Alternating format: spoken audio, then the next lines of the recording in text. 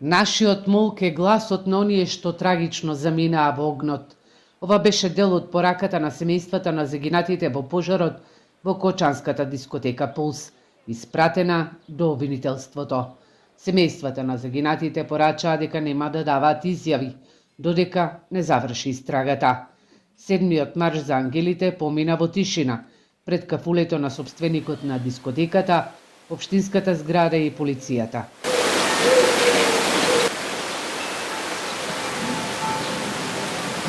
На транспарент што се појави во средината на поворката беше испишана и пораката "Системот убива, ние молчиме", што го карактеризираше и денешниот протестен марш кој заврши пред зградата на Основниот суд и обвинителството.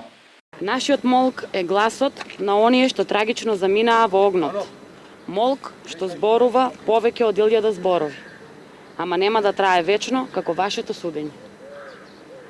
На протестниот марш имаше и забелешка од дел од семејствата за присуството на представници од политички партии, при што нагласија дека не сакаат никаква политичка позадина на нивните собири, на кои само бараат неселективна правда за своите деца кои загинаа во пожарот. Во дискотеката Пулс имаше околу 200 повредени, кои се вратија во сопствените домови, а рехабилитацијата ја продолжуваат во Кочанската болница. Дел од родителите и повредените сведочат дека им предстои долг период за заздравување и лекување, бидејќи имаат тешки изгореници по рацете и нозете. Жителите на Кочани велат дека во моментов на овие семејства им е потребна помош од страна на државата. Тешко за тие што родители, роднини што се починале децата или што се повредени. Каква помош е потребна според вас? Психолошка, здравствена, социјална, финансиска? Па здравствена и треба, психолошка. Финансово сигурно толку не и треба. Тие се млади деца, родителите работат, а и државата, гледам, и други предпријатија помагат финансиски. Така да повеќе здравствена и психолошка потреба. Дали на терен доволно им се дава таков тип на помош на повредените и на семејствата, на загинатите? Ба нема тука кај нас Кочани, не знам, у Македонија такви стручни луѓе да дојдат социолози, психолози, да ја дадат таква стручна спрема. Не верувам. Оставени се на родителите, на роднините, на пријатели, на другарите, на школските. Не знам ништо ви кажа. Се треба, се треба. Не знам, нешто да ви не се размислувам многу, ма не знам. Нема што да ви кажа. На вас како жител на Кочани што ви треба? После толкова доживеана травма.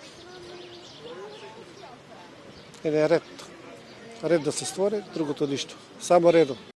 По 2,5 месеца од најголемата трагедија во земјава, лекарите од Општата болница и волонтерите од Сапорт Кочани апелираат семејствата на загинатите, но и на повредените кои се вратени од лекување од странските болници да почнат со психолошка подршка. Групацијата Алтернатива, во која се вклучени психотерапевти, од денеска почнаа со давање на психолошка подршка. Заинтересираните се поделени во 3 групи: возрастни, млади и професионалци. Психотерапевтите во Кочани ќе бидат секоја сабота. Секоја работилница ќе биде по секоја група ќе има можност од 6 групни работилници, но ќе бидат ангажирани онолку експерти колку што ќе има потреба и колку групи ќе има формирано. Моментално стартувавме со 2 групи со 4 психотерапевти. Психологијата е наука и им помага на луѓето. Вообичаено кај нас, еве, меѓу народот, владее она мислење дека срамно е да се посетува психолог. Меѓутоа, во овие моменти се покажа дека психолозите навистина помогнаа овде на луѓето од овој регион како да ја надминат болката. Еве како да ги мотивираме луѓето кои што се уште не побарале ваква стручна помош.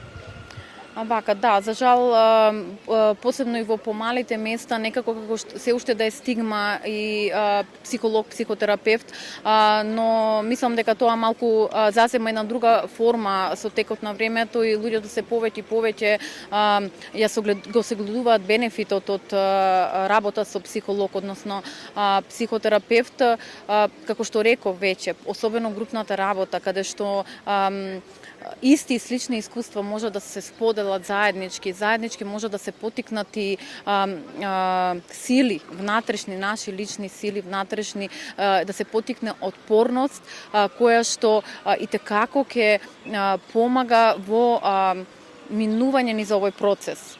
Затоа што, како да кажам, болката не ја одземаме, болката е тука, болката ќе биде присутна, но за еден ваков процес на групна работа, тоа е начин, како да кажам, за полесно минување, мало олеснување за овој процес. Неколку дена по трагедијата во Кочани и на барање на самите жители, помош дадоа и психолозите од Комората на психолози, кои со подршка на владините институции влегоа во градинките, училиштата и факултетите. Работеа и со пожарникарите, новинарите и останатите професионалци од институциите во Кочани, но и во градовите од источниот регион, каде што имаше настрадано или повредени млади луѓе. Волонтерите на Сапорт Кочани деновиве се насочени кон донации за болницата и собирање на финансиска помош за повредените, бидејќи семејствата веќе се соочуваат со набавка на помагала и лекови кои се скапи.